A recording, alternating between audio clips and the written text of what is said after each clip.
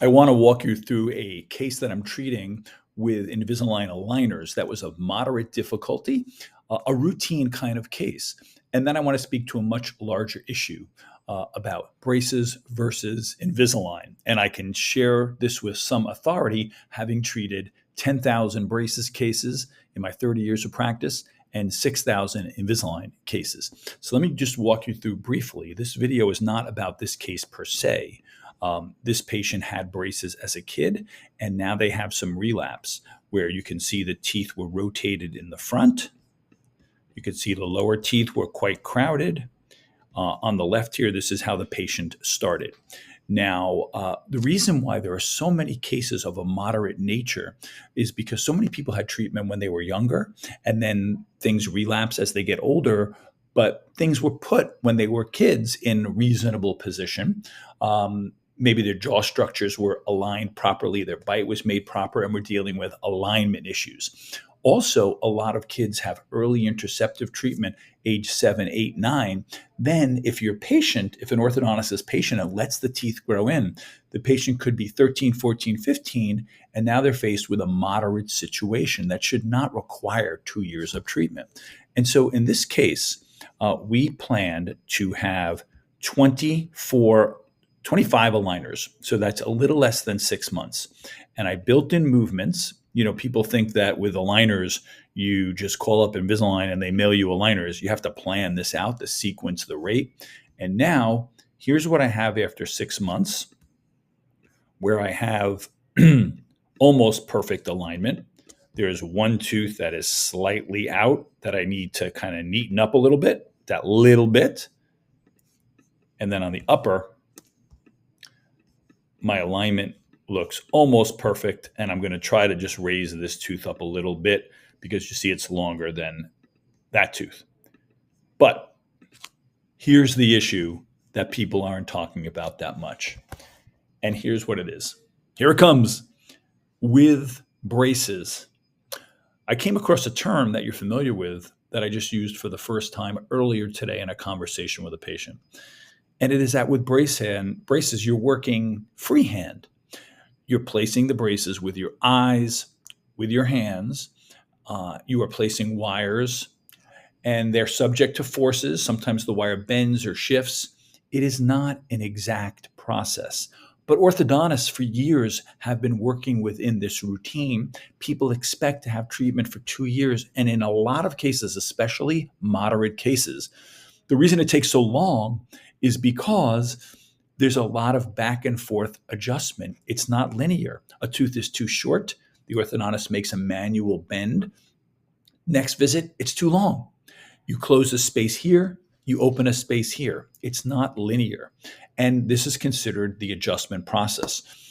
If you ask anyone who has had kids and you ask them how long their kid had braces on for, the answer you're going to hear is 2 years. Payment plans are set up to be 2 years. Orthodontists generally have 2 years to get it right. And that's nice for me as an orthodontist, where if I have an issue, I have time to solve the problem. But the thing is, with Invisalign, you are setting the movements using a computer, and the aligners are delineating and guiding that movement. So it's not freehand. Now, the movements have to be sound, predictable movements for this to work, but an expert Invisalign provider knows how to plan it properly. And then as long as the patient wears the aligners, the teeth are delivered into that exact position. With braces, it's much more reactive, less linear.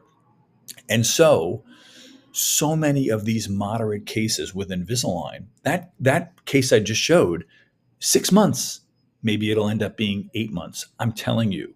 With braces, first of all, it's hard to put the lower braces on day one because patients bite into them. And also, I have had many minor relapse cases that I have used braces for, and it's not as quick as you think.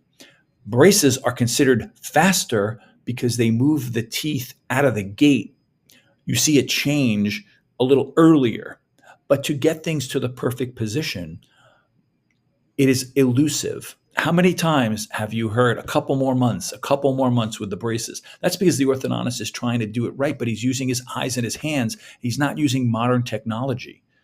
If you think about it, in all forms of life, there has been such great advances. But in the field of braces, it's the same braces for the most part since when I started 30 years ago. Now, there are some new companies that have come out with computerized braces, and I use them and I like them.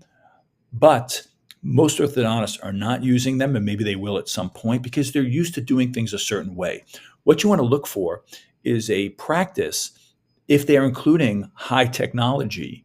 Not only, I think, does it represent that they are looking for the best treatment for the patient, but somebody who's coming out of treatment, somebody who's coming out of orthodontic program, these things cost money, they're more expensive. Maybe that's an important thing for their practice. Or maybe that practice that is the one that everyone in your neighborhood goes to, everybody goes there, they have a certain pattern of doing things and they don't want to change that.